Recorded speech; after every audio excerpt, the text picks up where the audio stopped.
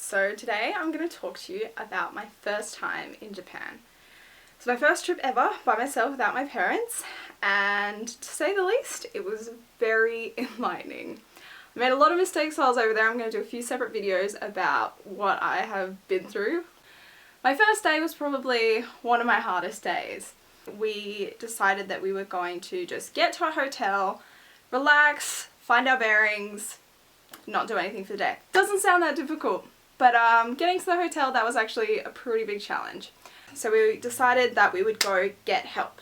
We'd walked past like a million hotels, and I was like, let's just go to a fancy hotel, because the more you pay for it, the more likely the staff are to speak like foreign languages. So we'd walked past this one hotel that I thought looked really nice, but I hadn't found it when I was looking stuff up on the internet. But anyway, I saw it and I was like, alright, this one, let's go in here and we'll see if they can help us out. So we go in, and first thing I notice as we go in is that there are these two cleaning ladies looking at us with absolute disgust on their face. I had no idea what we had done, but clearly something had really offended them. So we made our way over to the reception, and as we did, I noticed that the rooms were like incredibly cheap.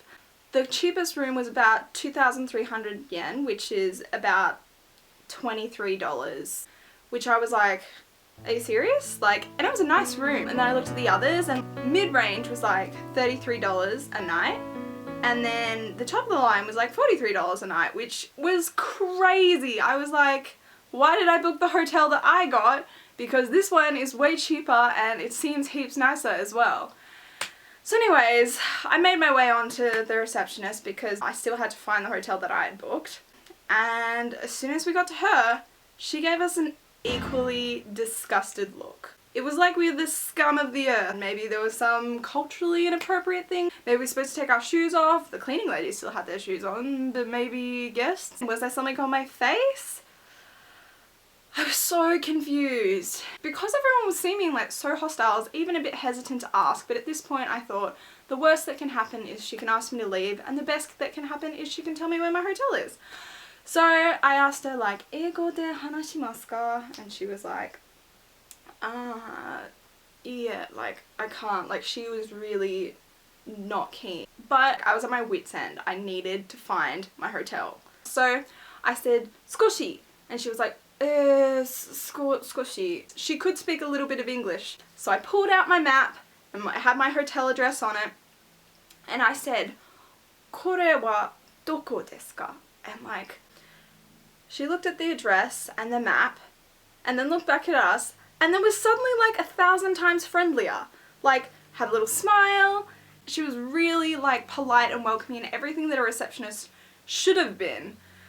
So I was kind of like, what?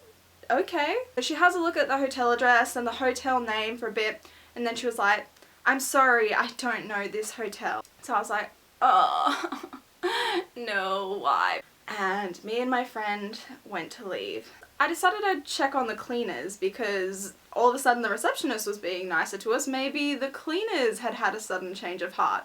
Looked over and they were still staring at us with complete disgust. So I was like, oh, what is going on here?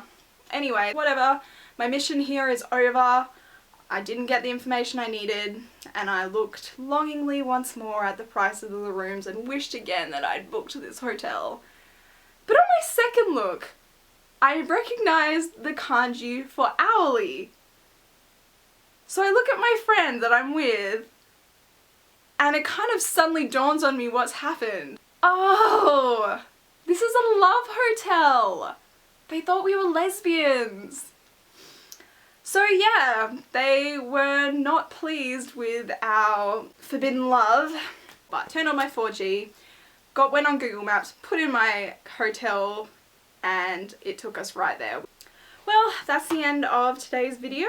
I hope you enjoyed it and learnt a little bit from my experience in Japan. There'll be other little videos about my time over there. I have one about me and what I'd like to call the celebrity complex. Please subscribe if you like the videos and you'd like to see more of them. thumbs it up if you like the video, and leave a comment below if you have some similar experiences to share. I would love to hear about other people's travel stories.